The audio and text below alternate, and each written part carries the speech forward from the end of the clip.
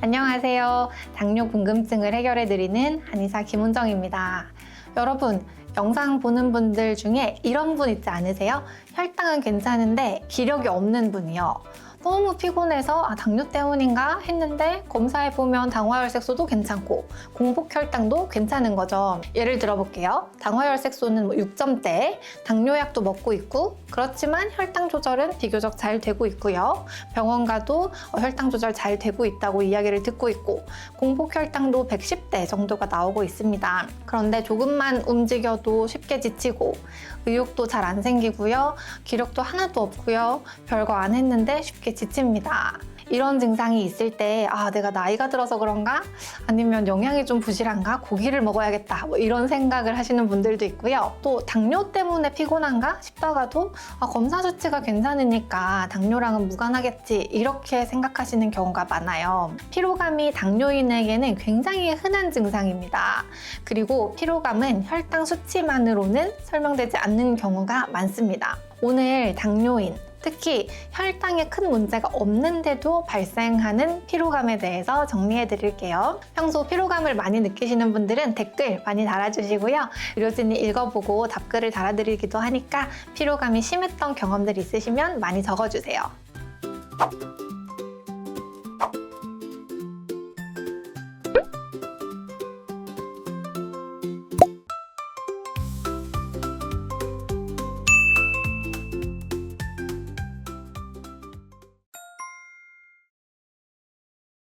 먼저 혈당 수치의 의미부터 알아볼게요. 혈당은 혈액 속에 포도당이 얼마나 들어있는지를 알려주는 숫자입니다. 포도당, 즉 연료가 얼마나 있는지 요건 알 수가 있지만 연료가 몸에서 잘 쓰이고 있는지까지는 혈당 수치로 알 수가 없어요. 연료가 꽉 차 있어도 엔진이 작동하지 않으면 차가 움직이지 않는 것과 마찬가지입니다. 인슐린은 혈액 속에 있는 포도당을 세포 안으로 옮겨주는 역할을 합니다. 연료가 엔진으로 들어가게 하는 역할을 하는 거죠. 특히 근육은 우리 몸에서 가장 큰 에너지 소비처입니다. 그런데 인슐린 저항성이 높아지면 혈액 속에 포도당이 많은데 근육 세포 안으로 잘 안 들어가는 상태가 됩니다. 그러면 쉽게 피곤해지고 의욕이 떨어지고 지치는 느낌이 들게 됩니다. 이런 상태여도 혈당 수치는 많이 높아지지 않을 수 있어요.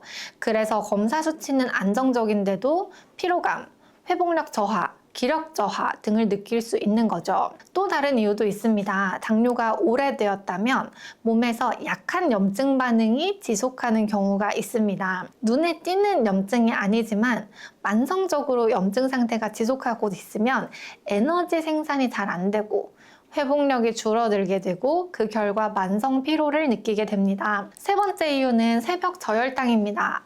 밤사이 저혈당이 있다고 해서 아침 혈당이 꼭 낮게 나오는 것은 아닙니다. 오히려 아침에는 혈당이 정상이거나 반동성으로 높아질 수도 있어요. 밤에 저혈당이 생기면 기상 직후에 머리가 멍하고 몸이 무겁고 기운이 안 나는 경우가 많습니다. 약물도 피로감의 원인이 될 수 있습니다. 일부 이뇨제나 혈압약 같은 경우 피로감, 근육통, 무기력이 부작용으로 발생할 수 있어요. 또 당뇨인들 중 혈압약, 이뇨제, 고지혈증 드시는 분들이 워낙 많잖아요.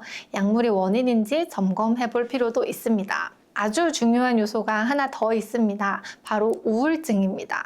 당뇨인은 일반인보다 우울증 위험이 크고 우울증의 대표적인 증상 중 하나가 피로감입니다. 당뇨 진단을 받으면 심하게 좌절감을 느끼시는 분들도 계시더라고요. 생활 관리를 해야 한다는 부담감, 또 그런 스트레스도 사람에 따라서 아주 심할 수 있습니다. 자, 그러면 피로감을 개선하기 위한 좋은 방법 한 가지 알려드릴게요.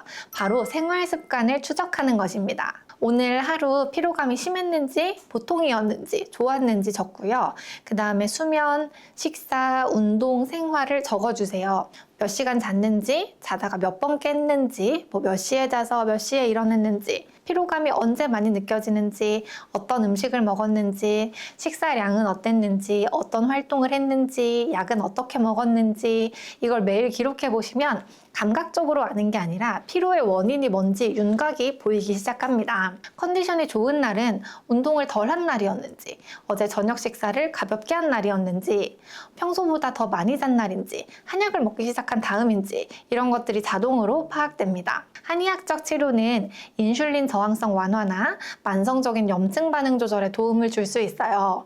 또 불면증이 있거나 몸에 기혈이 부족한 경우 보충해서 피로감을 덜어드리기도 합니다. 피로감을 개선하기 위해 여러 노력을 해보셨지만 해결되지 않는 부분이 남아있다면 한의학적 치료를 고려해보세요. 근본 원인을 찾아서 도와드리겠습니다. 1644-5178로 문의하시면 상담해드립니다. 피로감이 항상 당뇨 악화를 의미하는 것은 아닙니다.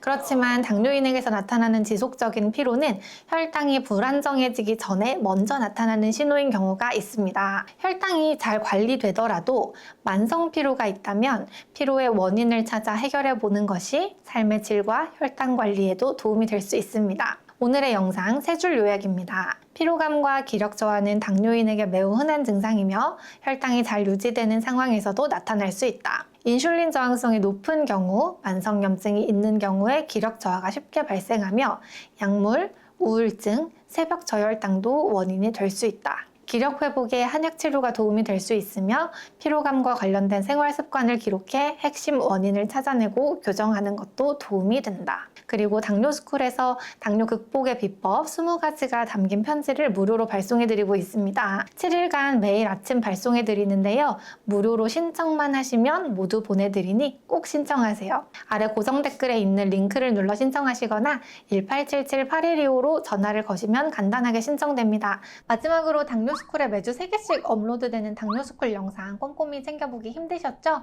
영상들을 요약해서 카톡으로 보내드릴게요. 카카오톡에 당뇨스쿨이라고 검색해서 친구 추가하세요. 주 3회 업로드되는 영상과 월별 최신 뉴스, 당뇨인을 위한 제품 및 할인 정보 등을 매주 카톡으로 받아보실 수 있습니다. 아래 고정 댓글 확인하시고 지금 바로 친구 추가하세요. 감사합니다.